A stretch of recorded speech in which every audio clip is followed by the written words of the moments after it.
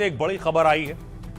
अयाज का love trap, 180 लड़कियां और 350 वीडियो बनाए इसने।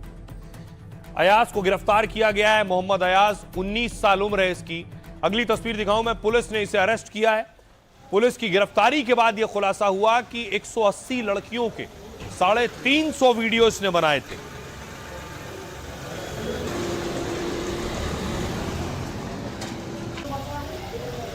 और उसके बाद इसके घर पर आज बुलडोजर चला है। आरोपी के घर बुलडोजर पहुंचा है। अमरावती में बुलडोजर कार्रवाई हुई।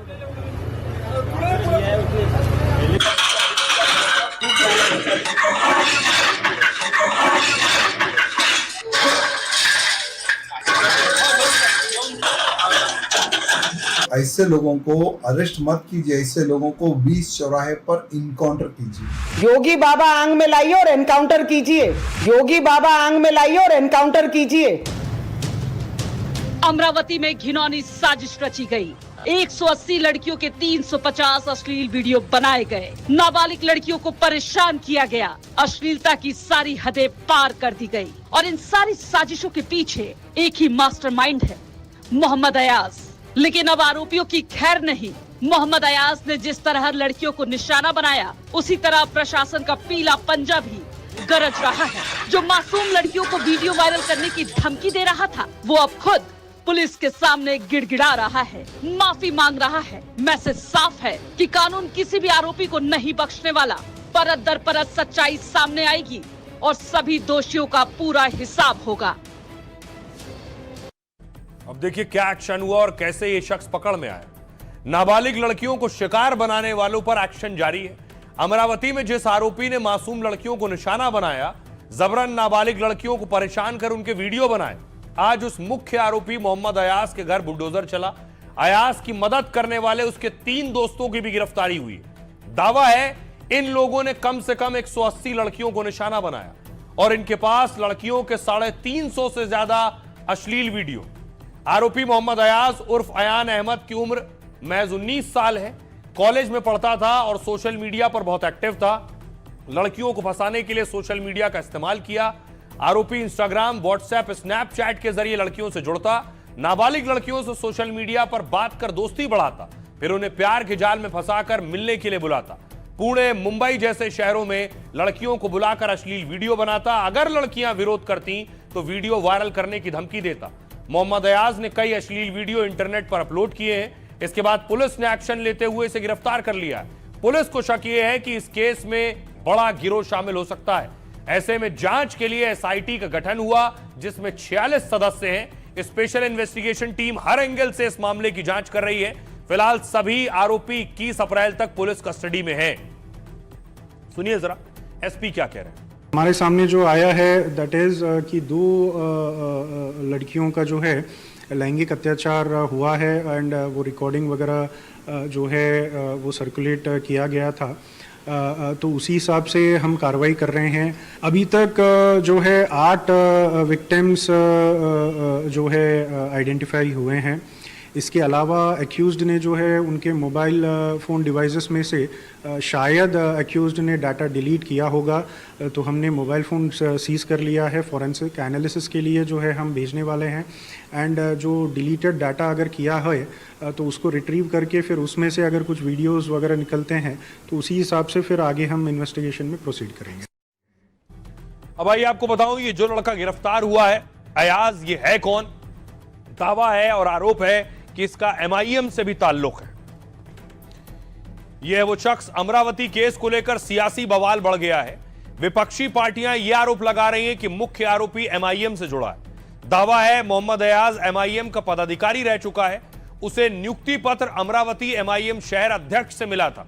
उसने एमआईएम की सभा के दौरान कई रील बनाकर पोस्ट की। टी राजा सिंह ने कहा मोहम्मद अयाज देशद्रोही पार्टी एमआईएम से जुड़ा है। उसने 180 लड़कियों का बलात्कार कर वीडियोग्राफी की है। गिरफ्तारी और बुलडोजर एक्शन से इनका कुछ नहीं होगा। ऐसे लोगों का बीच सड़क पर एनकाउंटर कर देना चाहिए। नवनीत राणा कह रही है, मैं पुलिस वालों से विनती कर रही हूं कि जो होगा देखा जाएगा। ऐसे लोगों को माफी नहीं, सीधा गोली मिलनी चाहिए। बुलडोजर एक्शन हुआ, अब सीधे एनकाउंटर होना चाहिए। एमआईएम से अमरावती के जिला अध्यक्ष सैयद मुजीब ने कहा इस पर कि चुनाव के दौरान मोहम्मद अयाज एमआईएम से जुड़ा था, उसे सोशल मीडिया संभालने के लिए रखा गया था, लेकिन फिर भी उसने चुनाव के दौरान कोई काम नहीं किया, इसलिए मतदान के बाद उसे उसी वक्त पार्टी से निष्कासित कर दिया गया था।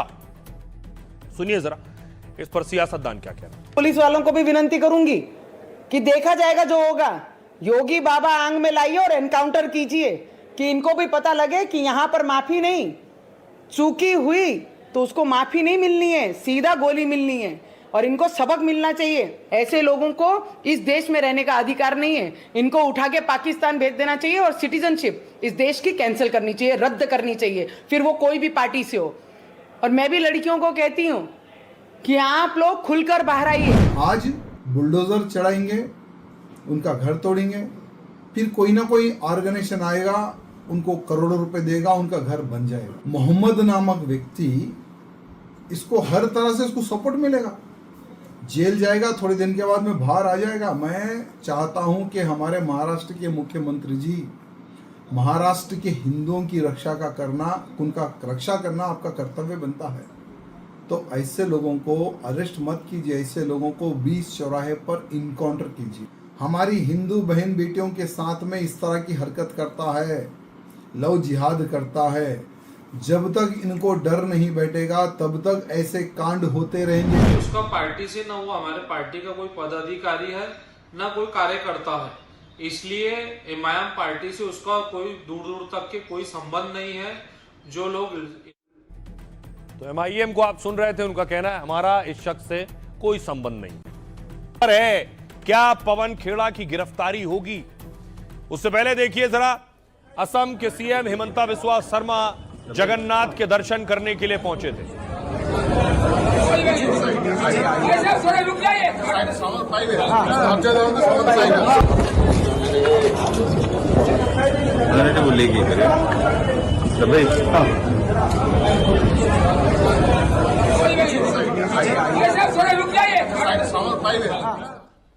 आपको याद होगा पवन खेड़ा कांग्रेस के प्रवक्ता ने एक प्रेस कॉन्फ्रेंस की थी जिसमें पासपोर्ट की कॉपी दिखाई थी और दावा किया था ये हिमंता बिस्वा शर्मा की पत्नी के पासपोर्ट हैं और 3 देशों की नागरिकता है और बहुत से आरोप उन पर लगाए थे।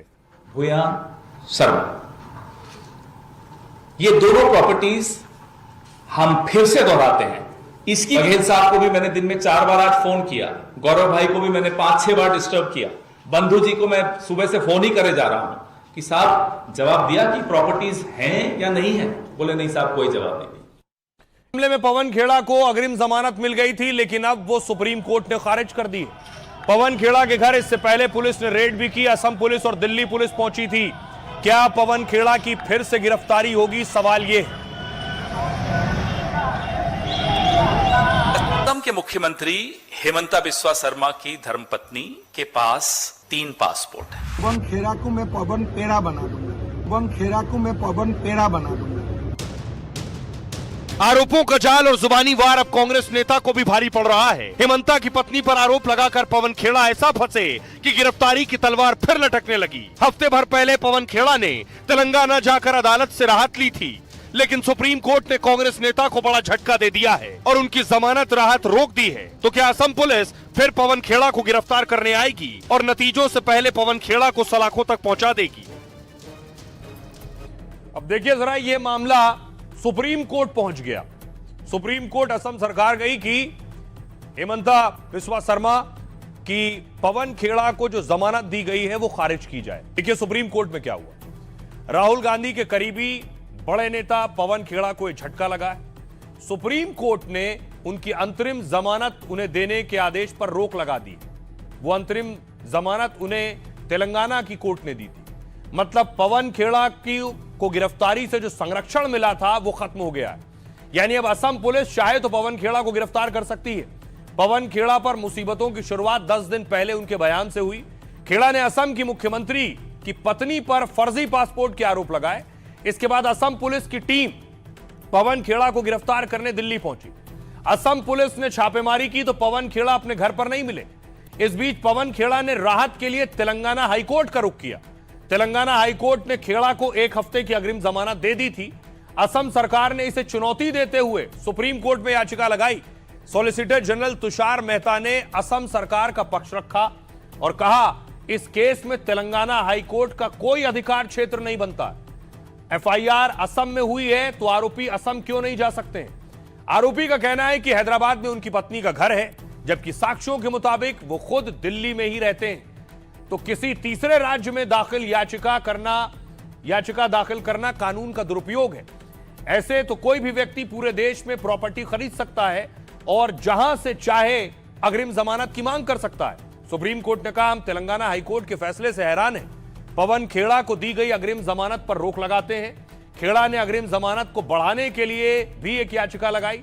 पवन खेड़ा चाहें तो गुवाहाटी हाईकोर्ट में याचिका दे सकते हैं, लेकिन तेलंगाना से जमानत क्यों ली, इसका 3 हफ्ते में वो जवाब दें।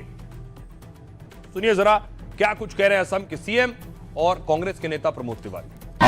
हमें न्यायालय पे भरोसा है। पवन जी पूरी तरह बेगुनाह हैं। गंदी भाषा का प्रयोग मुख्यमंत्री आसाम ने किया है। हमको न्याय मिलेगा, हमें न्यायालय पे भरोसा है। ट्रांजिट बेल एक्चुअली मेरा हिसाब से तेलंगाना कोर्ट नहीं दे सकता है, बिकॉज वो तेलंगाना का ना रेसिडेंट है ना क्या है।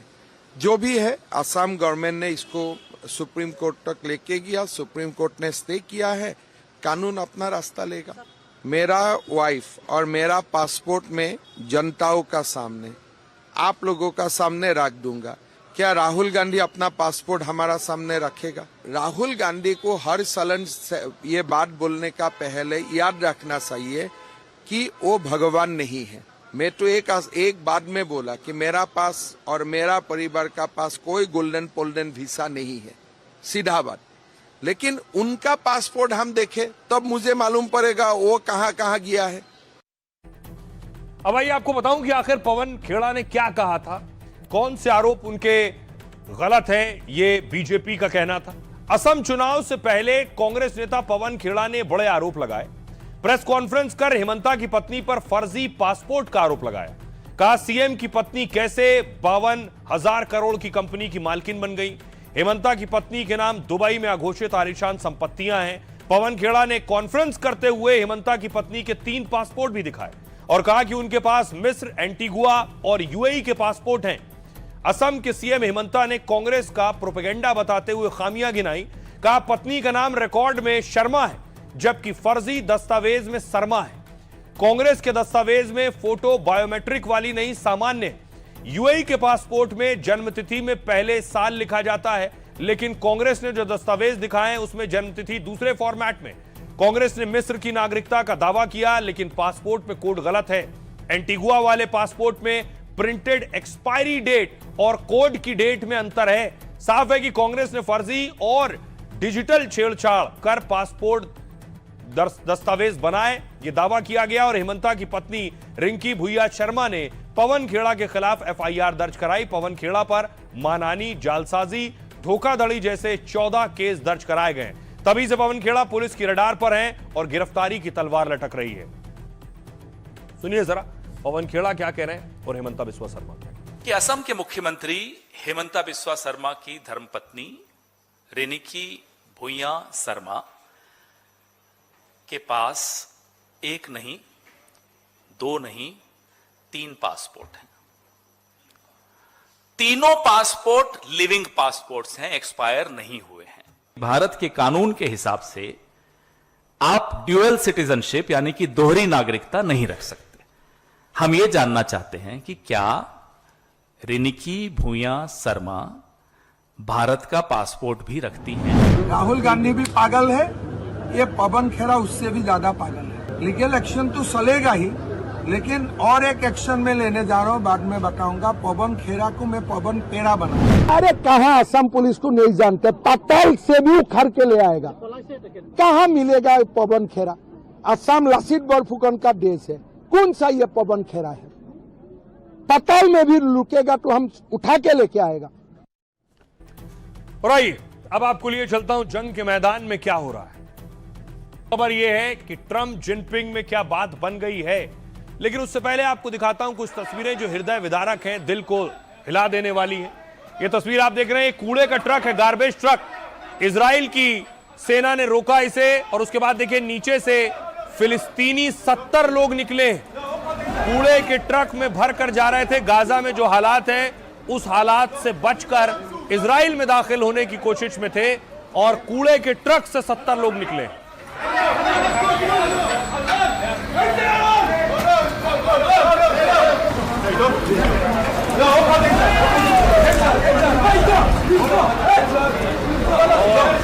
जैसे ही इस ट्रक को रोककर खोला गया तो एक एक कर लोग गिरने शुरू हुए और सामने 70 फिलिस्तीनी दिखाई दे रहे थे।